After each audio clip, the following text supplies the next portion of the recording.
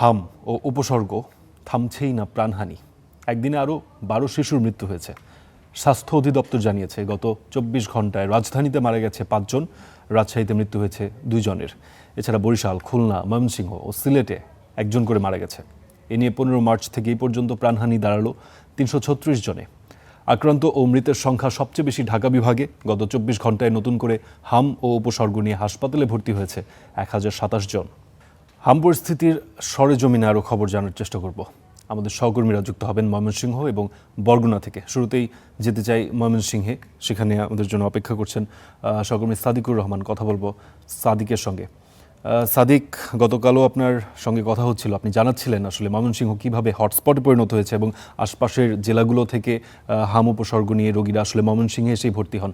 আজকেও ময়মনসিংহে রোগী হাম আক্রান্ত হয়ে মারা গেছেন। সার্বিক পরিস্থিতি সম্পর্কে একটু জানতে চাই।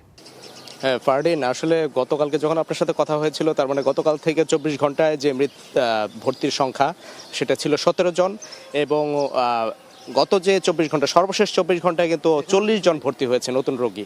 অর্থাৎ হচ্ছে এখন হাসপাতালে ভর্তি আছেন 94 জন। এই যে প্রায় দ্বিগুণেরও বেশি রোগী গত 24 ঘন্টায় ভর্তি হয়েছে এবং একজনের মৃত্যুও হয়েছে। এই যে মৃত্যুটা আসলে একেবারে থামছেই না, দুদিন একদিন পরপরই কিন্তু একজন দুজন করে মারা যাচ্ছে। এটা কিন্তু আসলে খুবই উদ্বেগজনক, এটা কোনোভাবেই ঠেকানো যাচ্ছে না।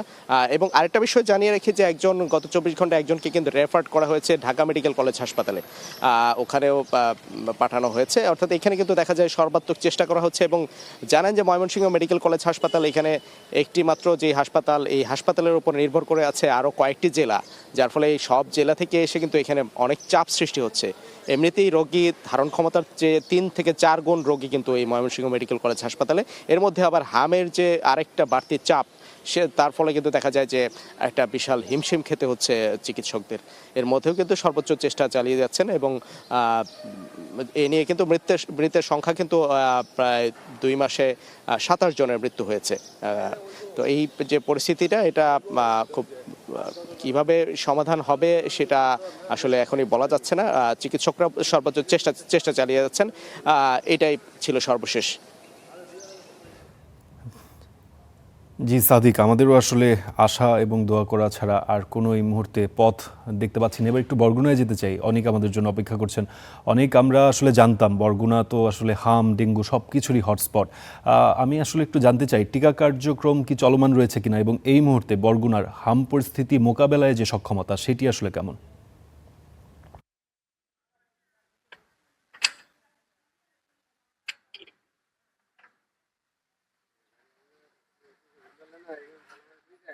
ফারদিন, আমি যেমনটা শুনছিলাম অন্য জায়গা থেকে, বরগুনায় কিন্তু এখন হাম পরিস্থিতি অনেকটাই নিয়ন্ত্রণে। আমি যদি বলি, গত 24 ঘন্টায় বরগুনায় মাত্র 2 জন রোগী হাম সন্দেহে হাসপাতালে ভর্তি হয়েছেন, এবং এই মুহূর্তে বরগুনা যে জেনারেল হাসপাতালটি আছে এখানে 9 জন রোগী এখন পর্যন্ত চিকিৎসা নিচ্ছেন। আপনাদের একটি বিষয় জানাতে চাই, বরগুনাতে গত মার্চ থেকে কিন্তু হামের প্রকোপ শুরু হওয়ার পর থেকেই চিকিৎসকদের যে অক্লান্ত প্রচেষ্টা, সেই প্রচেষ্টার ফল কিন্তু আমরা দেখেছি।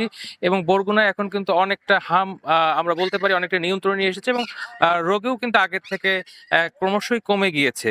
এখন গড়ে প্রতিদিন 9 থেকে 10 জনের বেশি কিন্তু হাম সন্দেহের রোগী বরগুনাতে ভর্তি থাকছে না। আমি যদি বলি, বরগুনাতে এই পর্যন্ত হাম সন্দেহে বরগুনা জেনারেল হাসপাতালে 434 জন শিশু রোগী ভর্তি হয়েছিলেন। তার মধ্যে মাত্র 39 জনের হাম নিশ্চিত হওয়া গিয়েছিল। এছাড়াও বরগুনার যে জেনারেল পুরো জেলায় কোনো হাসপাতালে কিন্তু অদ্যাবধি কোনো মৃত্যুর রেকর্ড আমরা পাইনি। শুধুমাত্র বরগুনা থেকে বাইরে চিকিৎসা নিতে গিয়ে 2 জন শিশুর মৃত্যু, মোট 3 জন, দুঃখিত, মোট 3 জন শিশুর মৃত্যু আমরা স্বাস্থ্য অধিদপ্তরের কাছ থেকে নিশ্চিত হতে পেরেছি।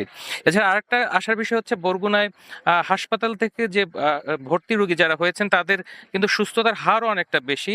এ পর্যন্ত বরগুনার যে হাসপাতালগুলো রয়েছে সেখান থেকে 361 জন রোগী হামের চিকিৎসা নিয়ে কিন্তু ইতিমধ্যেই সুস্থ হয়ে বাড়ি ফিরেছেন।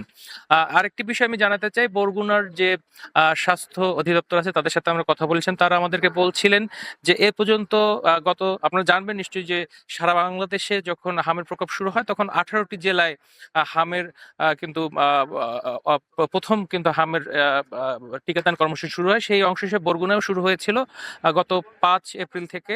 এই পর্যন্ত কিন্তু সারা বরগুনা জেলায় 92,000 শিশুকে অদ্যাবধি হামের টিকা দেওয়া হয়েছে।